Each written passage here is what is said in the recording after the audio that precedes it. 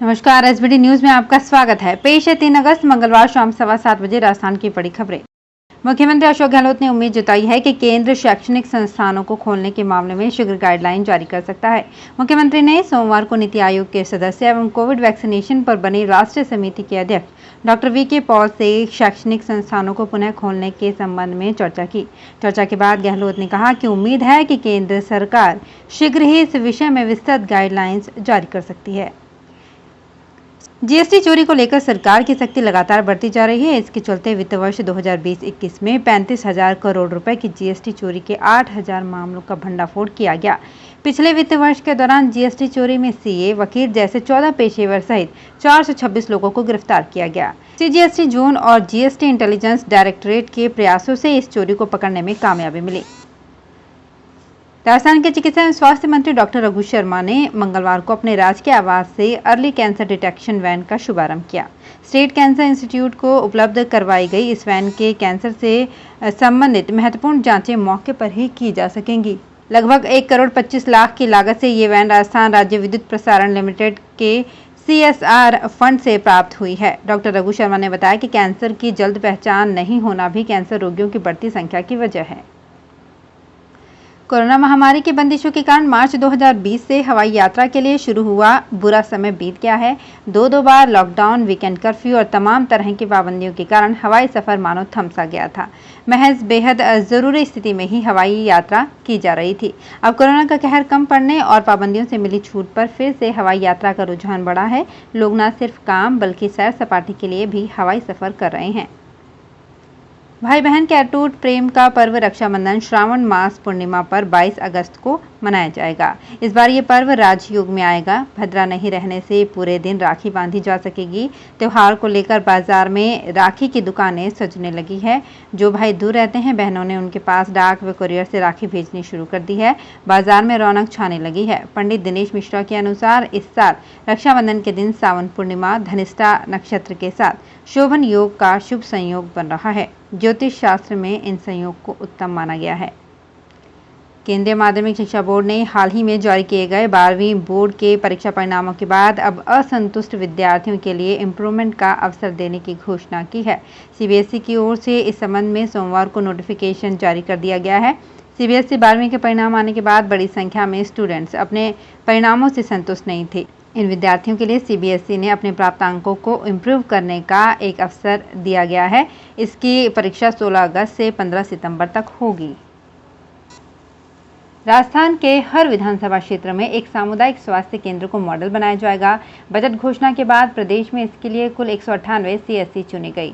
भीलवाड़ा जिले में 6 विधानसभा क्षेत्रों की 6 सीएससी इसमें शुमार है। इसके लिए जिले के संबंधित विधायकों ने अनुमोदन कर दिया। अब जिला स्तरीय प्रशासनिक कमेटी बनाकर सीएससी के तय मापदंडों के अनुसार मानव संसाधन, जाँच व दवा की मांग तथा आपूर्ति के बीच कमी का विश्लेषण किया जाएगा।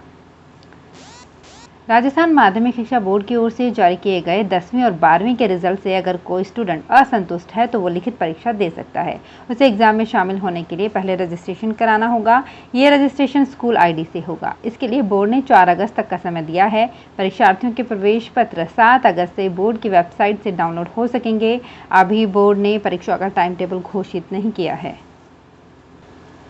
कोरोना की दूसरी लहर के बाद लगातार एक्टिव केस कम होने लगे हैं। ऐसे में अब ट्रेनों में लोगों ने यात्राएं करनी शुरू कर दी हैं। जयपुर से चल रही लगभग 180 ट्रेनों में 85% से भी अधिक यात्री भार लौट गया है। जयपुर से शेखावाटी के लिए सीकर, चूरू, झुंझुनू और बीकानेर के लिए ट्रेनों का संचालन बढ़ गया है। इन शहरों के लिए अब फिर 19 ट्रेनों का संचालन शुरू हो गया है। कोरोना के कारण ट्रेनों को बंद कर दिया गया था। सवाई माधोपुर जिले में कोविड स्वास्थ्य सहायक की भर्ती चयन सूची को स्थगित कर दिया गया है। जिला कलेक्टर राजेंद्र किशन ने बताया कि नगरीय क्षेत्र में वार्ड वाइज व प्रत्येक ग्राम पंचायत स्तर पर घर घर सर्वे और कोविड से संबंधित सलाह देने के लिए कोविड स्वास्थ्य सहायक की टेम्परेरी बेसिस पर की जाने वाली भर्ती की चयन सूची को अग्रिम आदेश तक स्थगित कर दिया गया है। करौली के पांचना बांध से छोड़ा गया 17,000 क्यूसेक पानी मंगलवार को भरतपुर के बयाना तहसील पहुंच चुका है। करौली से बयाना तहसील की दूरी लगभग 60 किलोमीटर है। पांचना से पानी छोड़ने की सूचना पर भरतपुर प्रशासन ने पानी के रास्ते वाले इलाकों में अलर्ट जारी कर दिया है। पानी धीरे धीरे भरतपुर के कौंधनी बंध बांध की तरफ बढ़ रहा है। जोधपुर में छाई धूप ने जोधपुर वासियों की निराशा और बढ़ा दी है। मानसून में जहां प्रदेश भर में बरसात हो रही है, वहीं जोधपुर में धूप खिली है। पिछले सप्ताह से काली घटाएं छाई थी, वातावरण में ठंडक घुल गई थी, लेकिन आज मंगलवार सुबह से खिली धूप ने गर्मी बढ़ा दी। अच्छी बरसात को तरस रहे जोधपुर वासी गर्मी से फिर से निराश नजर आ रहे हैं। इधर मौसम विभाग ने जोधपुर में बरसात की आशंका जताई थी, लेकिन धूप में धुलती नजर आ रही है। सावन के दूसरे सोमवार को उदयपुर के शिवालयों में भक्तों की कतारें लगी रही। महादेव के दर्शन और अभिषेक के लिए सुबह से शाम तक मंदिरों में भक्त पहुंचते रहे। वहीं प्रभु महाकालेश्वर और नीलकंठ महादेव को वन भ्रमण पर निकालने की परंपरा निभाई गई। सुबह महाकालेश्वर का सहस्त्रधारा जलाभिषेक व पंचामृत तथा विभिन्न पवित्र नदियों से मंगवाए गए जल से अभिषेक किया गया। महाकालेश्वर को भव्य श्रृंगार धराया गया।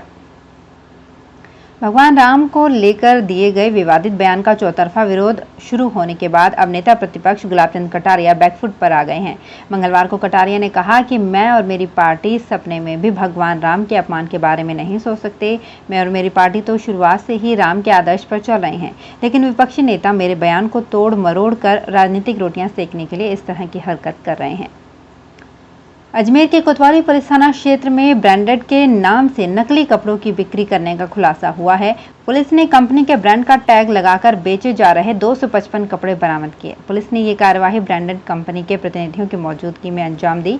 कॉपीराइट एक्ट के उल्लंघन के मामले में पुलिस ने व्यापारी को गिरफ्तार कर लिया है। तो फिलहाल इस बुलेटिन में इतना ही। फिर हाजिर होंगे कुछ और बड़ी खबरों के साथ। एसबीटी न्यूज के और भी वीडियोस को देखने के लिए हमारे चैनल को सब्सक्राइब करें और नोटिफिकेशन पाने के लिए बेल आइकन को प्रेस करें।